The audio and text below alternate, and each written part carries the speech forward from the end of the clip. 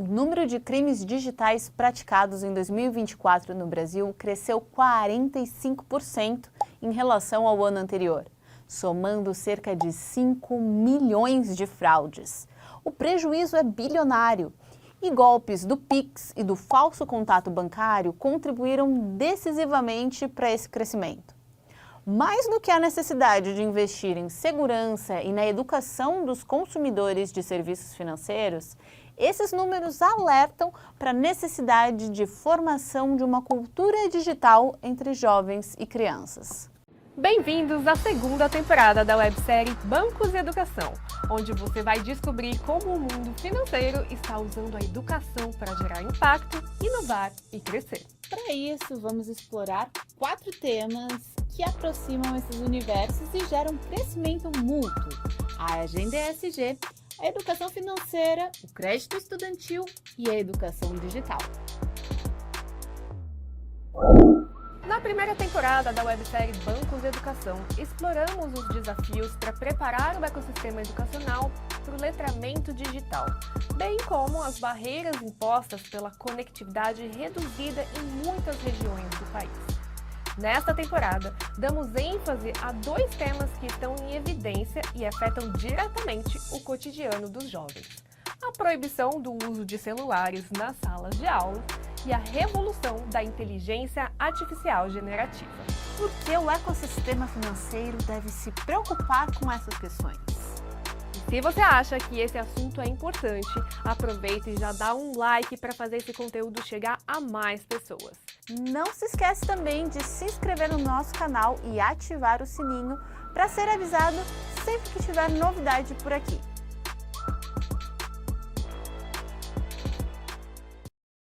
Imagine um cenário em que mais de 1/3 dos brasileiros caem em golpes financeiros. Pois é, esse não é apenas um número, mas uma realidade.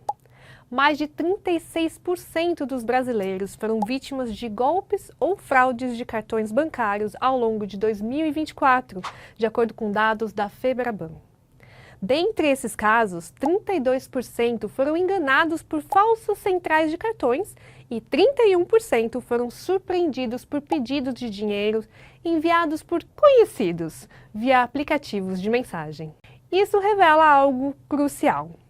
A falta de letramento digital não é apenas uma deficiência educacional, mas um risco que fragiliza a confiança no sistema financeiro e desestabiliza toda a economia. Além desse desafio, há no setor uma crescente demanda por profissionais de TI e a oferta de especialistas qualificados ainda é insuficiente para atender às tecnologias emergentes que revolucionam os negócios. Esse cenário duplo, a vulnerabilidade da população e a escassez de talentos digitais, ressalta a urgência de preparar os jovens para os desafios da era digital.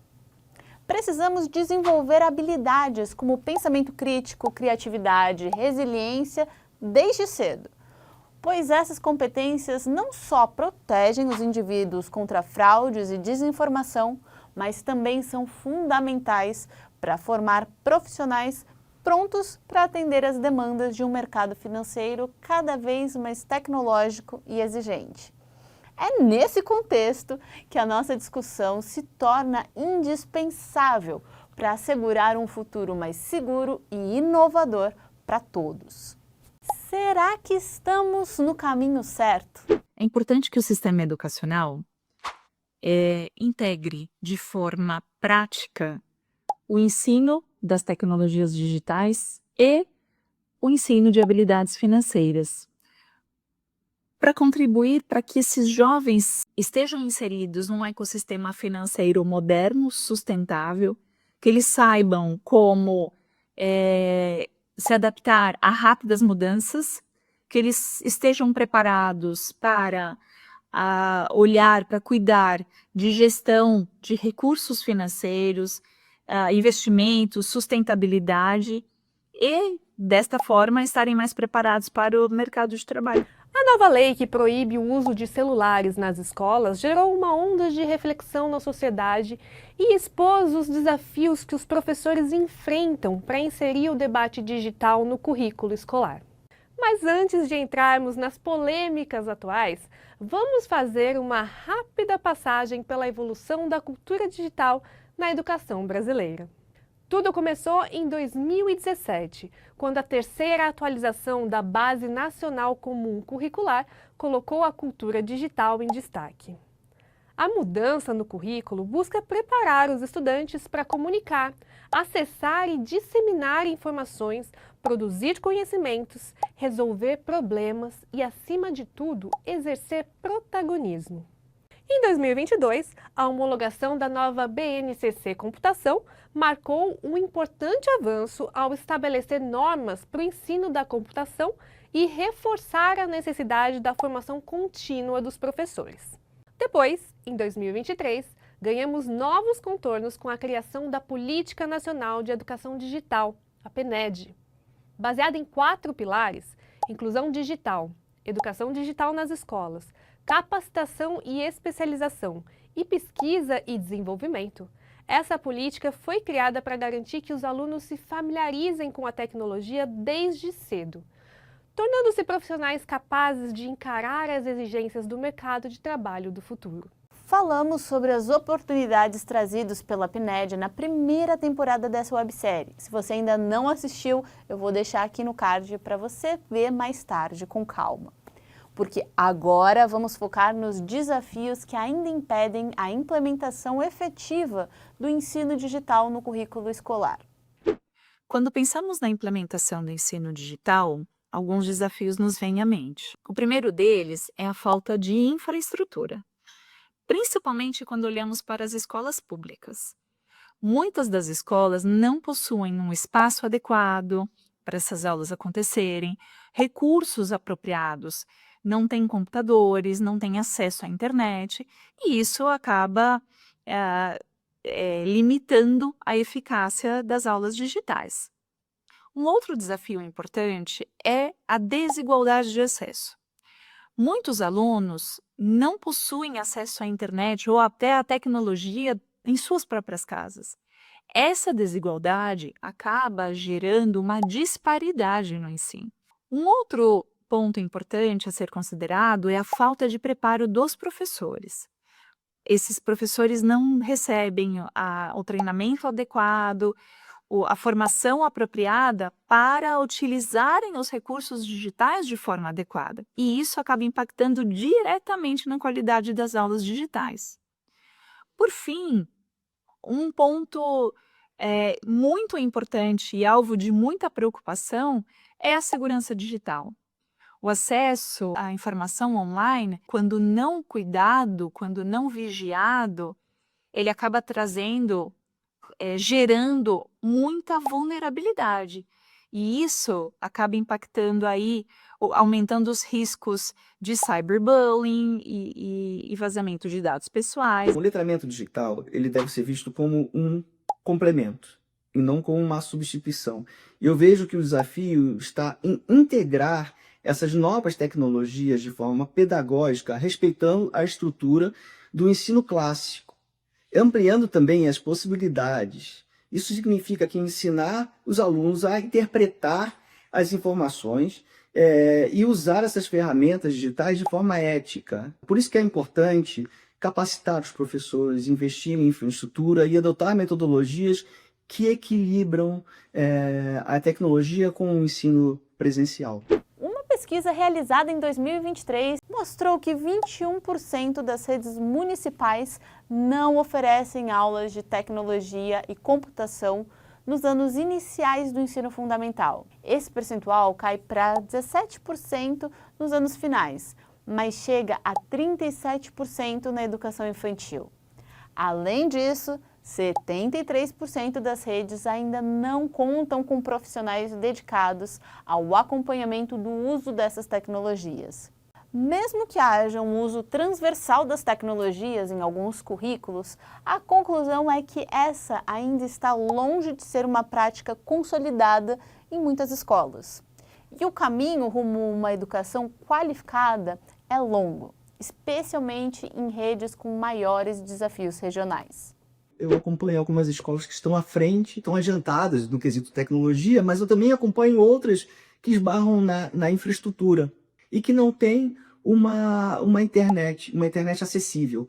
Esse talvez seja um dos grandes problemas. Não tem material e não tem uma internet e não tem uma capacitação de professores, uma capacitação continuada de professores. Ao longo dos anos, temos percebido muitos avanços com relação à preparação dos docentes para o uso das tecnologias em sala de aula. Temos visto, por exemplo, o uso mais frequente das tecnologias educacionais, como, por exemplo, o blended learning ou sala de aula invertida, e isso faz parte desse avanço. No entanto, essas constantes mudanças que acontecem quando pensamos em tecnologia, elas acabam exigindo uma atualização por parte dos docentes que muitas vezes não têm o recurso necessário para essa atualização. É diferente quando falamos de uma geração de professores, né, uma geração de professores mais jovens, por exemplo, que nasceram já inseridos nessa era tecnológica. Essas atualizações elas se tornam processos mais orgânicos, se compararmos com aqueles que são mais experientes. Então, isso ainda é um desafio.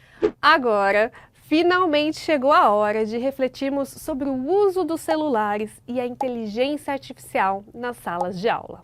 Em meio a esse cenário dinâmico, a tendência é clara. A tecnologia no ambiente escolar pode ser uma poderosa ferramenta de aprendizado se usada da forma correta. Mas, se por um lado os celulares têm o potencial de ampliar o letramento digital e facilitar o acesso à informação, por outro lado, é preciso encontrar um equilíbrio para que ele não se transforme em fonte de distração. Para refletir sobre esse dilema, conversamos com especialistas em educação para entender como os professores podem transformar essas ferramentas em verdadeiros aliados na sala de aula. O digital é uma linguagem e o celular é uma ferramenta importantes para a gente desenvolver a criatividade para os jovens se expressarem. É uma geração que se expressa pelo digital, que se encontra no digital. Então, ela é parte do desenvolvimento da técnica humana. Isso eu defendi, inclusive, no meu livro. Quer dizer, a própria IA é parte do desenvolvimento humano. Então, a restrição é importante, não a proibição. O fato de você restringir horários e momentos, você lida, de certa maneira, começa a lidar com a responsabilidade de que você vai ter que levar para o resto da vida, sobre balancear esse uso do celular na sua vida para que não drague, não é, toda a sua atenção e não esgote mentalmente você. Quando a gente fala de risco e da restrição, eu acho que a principal questão que está por trás é um conceito que foi criado há algum tempo, muito interessante, que eu acho que é a economia da atenção, né? É a regulação da atenção. A nossa atenção, capacidade de se concentrar, ela é limitada, ela é escassa. Então, o celular, de certa maneira, é um ralo para essa economia de atenção, porque os próprios algoritmos são desenvolvidos para que a gente não tire o olho deles, né? E essa é uma questão importante para quem utiliza a internet com muito tempo, né, por dia, porque existe um certo mecanismo de vício lá, de você ficar fazendo aqueles scrolling, aquelas passagens. O celular ele só vai ser uma ferramenta poderosa de aprendizado se ele for usado de maneira consciente. Ao invés de a gente banir o celular da sala de aula, por que não usá-lo para curiosidade, criatividade? E o professor tem um papel importante nisso, orientando os alunos quanto a notícias falsas, sendo criterioso quanto a essas notícias, quanto ao conteúdo que os alunos assistem. Uma frase importante nesse caso é: vamos ajudar nossos alunos a buscar conhecimento de maneira consciente. O que é importante é que a gente deve saber equilibrar essas novas práticas tecnológicas com a preservação dos aspectos humanos, socioemocionais, tão importantes no aprendizado. O uso consciente do celular em sala de aula, ele pode ser algo muito positivo, desde que ele seja guiado e orientado pelo professor. O céu é o limite quando você pensa em atividades criativas, que desenvolvam criatividades e ludicidade e até habilidades digitais com o celular. né? Eu acho que o principal lacuna, o principal desafio na criação de propostas é porque o professor não vem preparado para isso. Quer dizer, a questão do digital como um todo, das questões mais contemporâneas não são abarcadas ainda nos cursos de formação inicial do professor e nos de formação continuada raras vezes. Então, se não há preparo, fica difícil trabalhar com isso. Enquanto os celulares entram em cena, a inteligência artificial desponta como um divisor de águas, oferecendo a promessa de um ensino personalizado e adaptado às necessidades de cada aluno. Pois é, imagine um ambiente onde a IA ajuda a identificar as dificuldades dos estudantes, oferecendo soluções sob medida para acelerar seu aprendizado. Em alguns países, como os Estados Unidos, a tecnologia já está revolucionando os processos. Em Nova York, um algoritmo do Departamento de Educação coordena a transição de milhares de estudantes para o ensino médio, mostrando na prática a eficiência do sistema. São várias opções e vários recursos que nós podemos utilizar a inteligência artificial como ferramenta. O que nós precisamos cuidar é de não utilizá-la substituindo a interação humana, né? A relação humana, as relações humanas, a troca que acontece no ambiente escolar, na sala de aula, através da interação professor-aluno, aluno-aluno, essa interação, esse desenvolvimento, ele é um desenvolvimento orgânico, que não pode ser substituído pela inteligência artificial. A IA ela está numa linha de desenvolvimento da mediação humana para o mundo, como o rádio foi. Todas essas tecnologias analógicas ou digitais impactaram a aprendizagem, todas, né?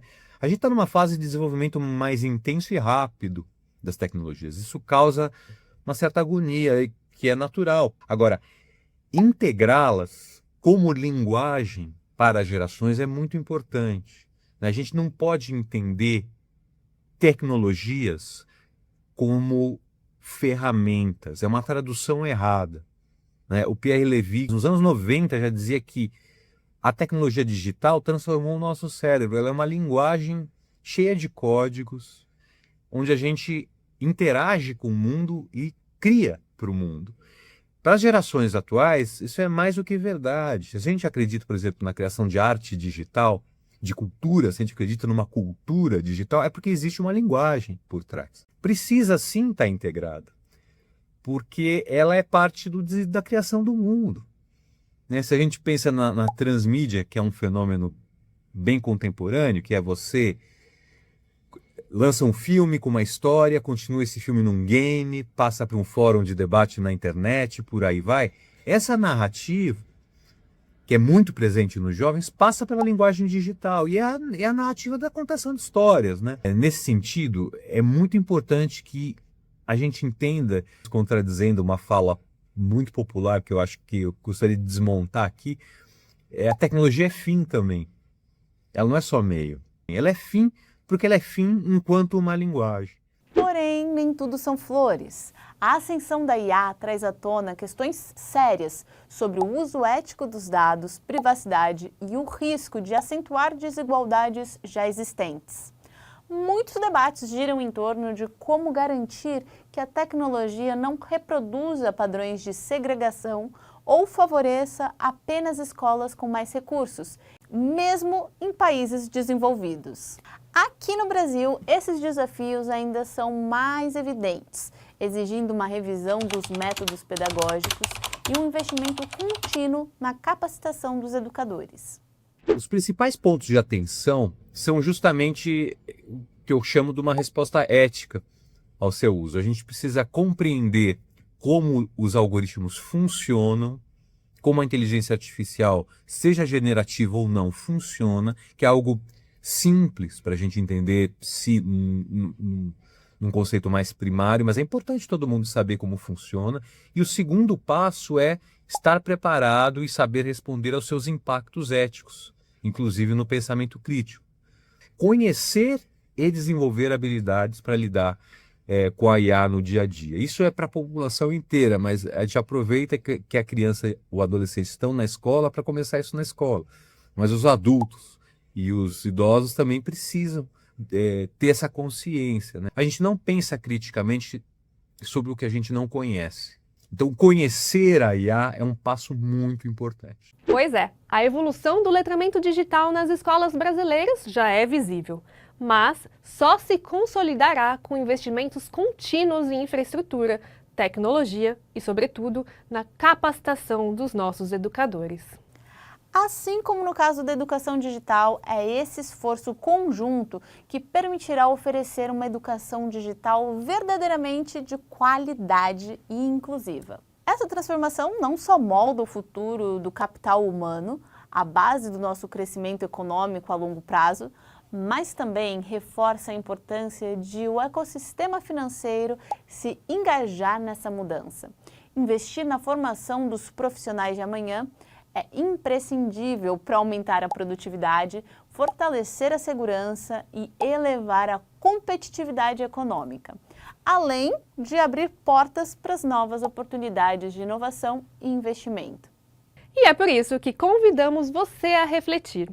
Como transformar esses desafios em oportunidades e integrar a tecnologia nas salas de aula de maneira ética e estratégica, preparando os nossos jovens para um futuro cada vez mais digital, sem deixar ninguém para trás. Compartilhe as suas opiniões e experiências no comentário e não se esqueça de curtir esse conteúdo para que nossa mensagem alcance cada vez mais pessoas. E prepare-se porque o próximo episódio será o último da temporada e ele vai revelar como a tecnologia está revolucionando o crédito estudantil. Produto financeiro essencial para promover a inclusão e garantir o acesso à educação em nossa sociedade. Inscreva-se no nosso canal, ative o sininho e fique ligado para não perder nenhuma novidade. Até a próxima semana!